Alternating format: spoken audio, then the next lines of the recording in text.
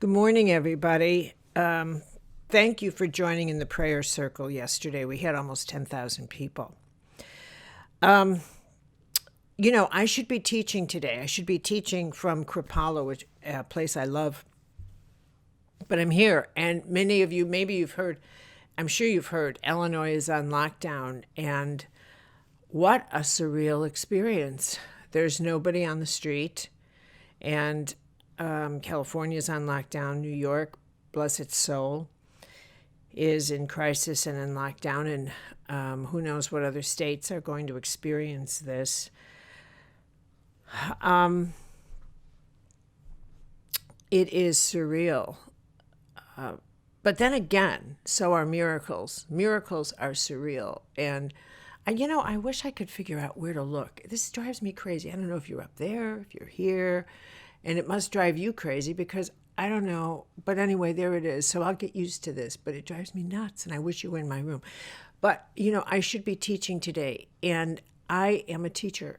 And so I have to teach somebody, so it's going to be you.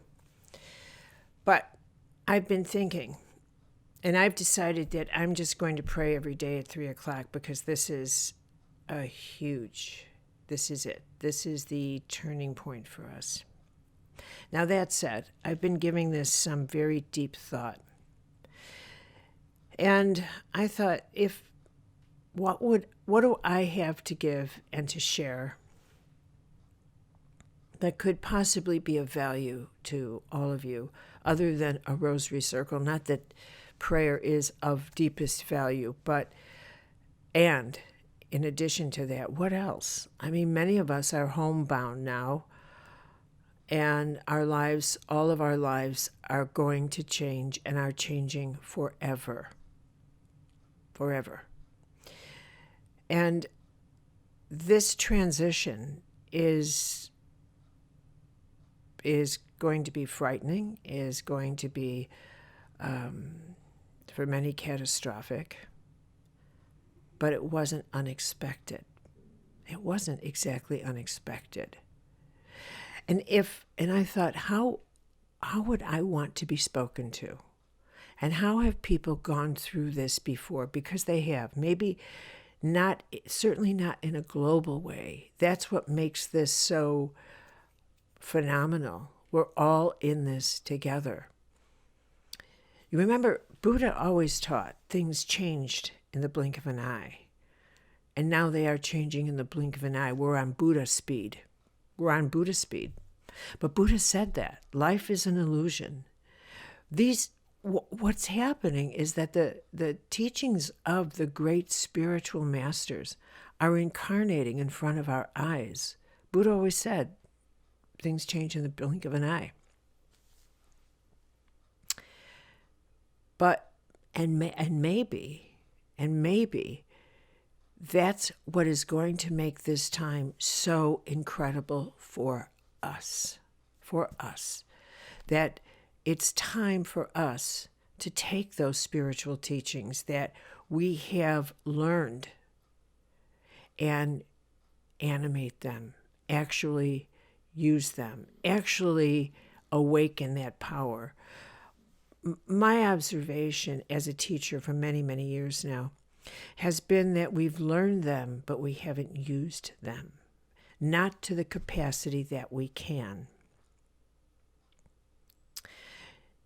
So I thought, what have I done? I mean, through the years, I was blessed with so many wonderful teachers, and oftentimes it felt as though I would turn to those teachers when I was younger, when I was a student, and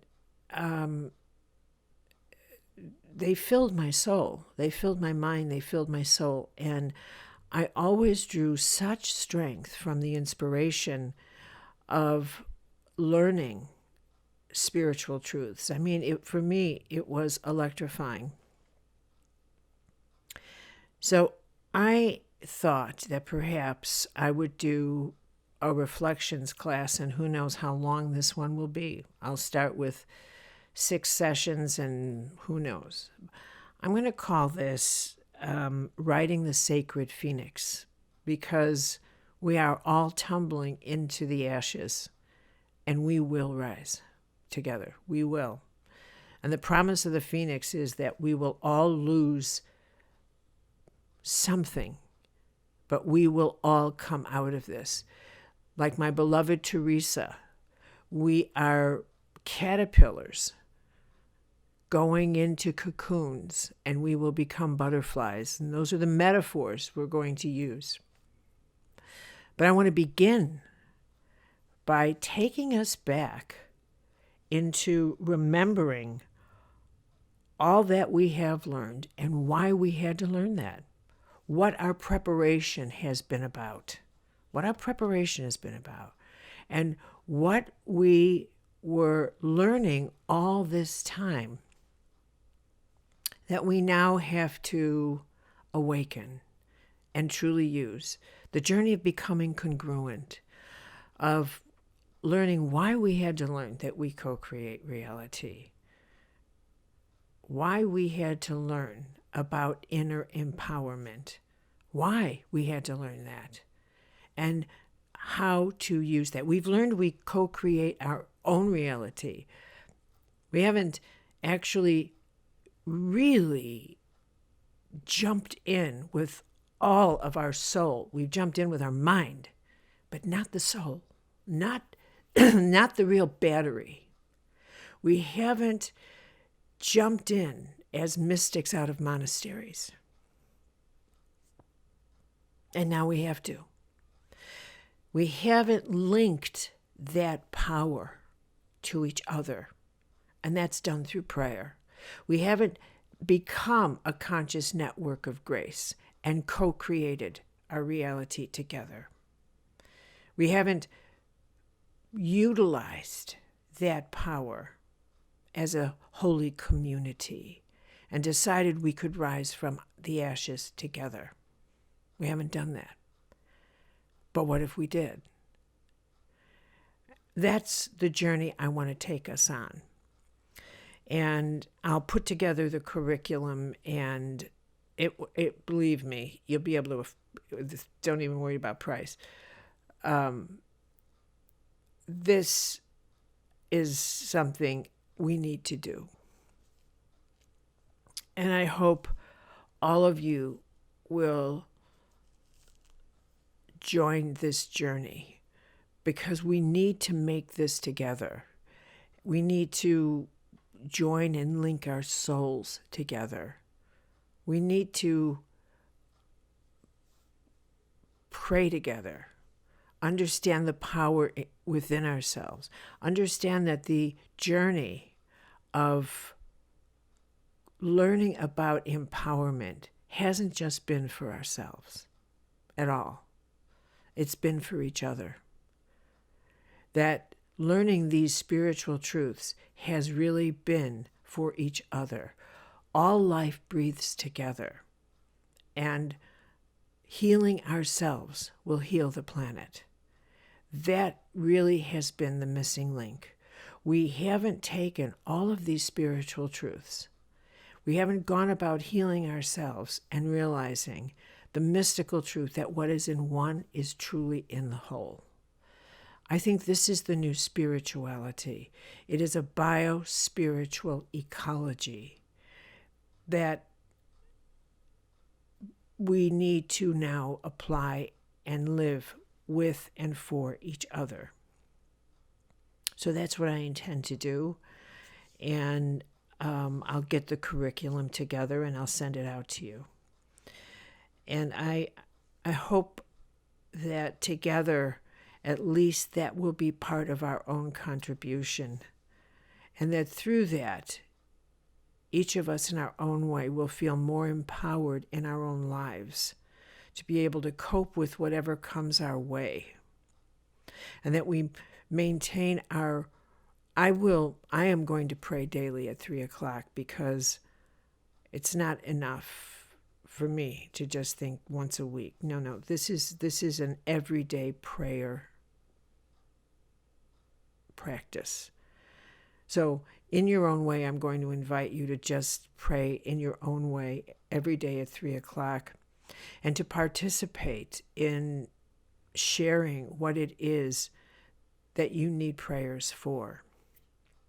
and that all of us hold each other in prayer and grace, and to image all of us together on this tapestry or network of grace together. We need to think in terms of grace and the power of grace. And as we watch our world change in our neighborhoods, in our communities, in our families, and change at the speed of light, keep in mind that healing is at the speed of light too. Keep in mind all that you have learned in these years that you have wondered about or come to believe, that healing is possible in the speed of light, that we can shift and change things also that fast. Also that fast. If this came upon us that fast, healing can happen that fast too. It can. I deeply believe that. So I thought, you know what? I wrote this prayer because my prayer book is almost done, and I'm going to share it with you. I wrote this prayer months ago when I was during the summer, when I had this download about breathe together, how healing ourselves heals the whole. And that's what inspired this prayer. And I thought I would end this morning with sharing this with you. And David tells me I have to read this and look at you at the same time. So I'm going to do my best, but I have to tell you. Oh, by the way, I want to say something. I use the word Lord, and that may be off-putting to some of you, and I get that. So, but I'm not one to be politically correct on anything anymore, and that's my go-to word. That's my comfort word. And so for some of you, you may use divine, or you may use goddess, or whatever word you use. And all roads lead to Rome. So whatever word you use that word. I don't relate to words like the light. It's too impersonal. Even though this is what's true. There is no such thing as a God with a religion. We have religions. I emphasize that. There's no such thing as an off-planet God that's a male or a father or whatever. And I don't visualize that. I have this sense that the divine is everywhere and in everything. And I have even more as the years gone by, and mostly because of my work with all of you as a medical intuitive, I now see the divine as this organic system of life that is both ever present and impersonal and totally intimate. It is both. It's that paradox. It's in the whole of creation is God. The whole of creation. And I hold this deeply active, mystical view that has penetrated into my DNA. I can't not see God everywhere. And yet I still address this whole organic system as Lord, because that's the intimate part for me. So it is impersonal and yet totally intimate. I feel that I walk through God, that I am ever in its presence. I wish I could communicate that. I wish I could give that to people. I am always in this light frequency. And that's what I want to share. It has no religion. It is within all of this. Even down, if I dare I say, when I look at this virus, I think if there was a way to teach all is one, bingo. And I think that, I deeply believe in the ever presence of the divine, and that we need to use this truth that all is one and that we are the engines of creation. And we have not understood the mystical power of that truth. And now we need to. We need to. Okay, let me share this with you. Lord, I can sense so much fear in the atmosphere. All life breathes together.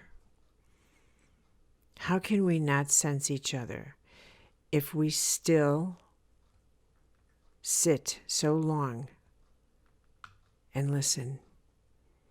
But if we listen through the portals of our soul, perhaps we could. All life changes constantly and together. Yet extraordinary, unfamiliar changes are now penetrating into our blood and bones, into our psyche and soul. We have crossed a Rubicon greater than anything in the history of humanity. While we can sense the change, we've yet to put language to this new psychic territory of ours. Its vibrational landscape is as yet unfamiliar to us. And yet we're seeing the consequences of being newcomers in this land, in this energetic territory.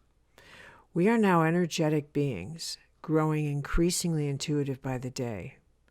But that sensitivity is becoming organic to us now, blending into our ordinary senses. What people miss by denying the presence of their soul. I've encountered an increasing number of people who I believe are deep in spiritual crisis, but they only call it depression. They don't have another way to recognize their suffering has penetrated into the depths of their soul, but I know that place well, Lord. In truth, they're like psychic magnets, attracting energetic currents into their energy field that don't belong there. People know the world is shifting because we are shifting. What is the way, Lord? What are the words that are clear enough, precise enough to help people realize that all of us are co-creating the reality we share? Our inner landscapes are awakening to this celestial network, connecting to the internet that links all of us together. We are channeling all life through ourselves. Everyone's fear and everyone's potential are a part of our own. I wonder at times how rapidly a person would heal if she or he could call upon the healing power of the human internet, the real internet of the soul, the prayers of millions, indeed billions, directed toward one soul or toward one cause, ending a conflict or an epidemic. We are the engines that generate the events of these experiences. How can we not see that? People speak of co-creating their realities all the time, Lord, if only they really understood and lived the power of that mystical truth.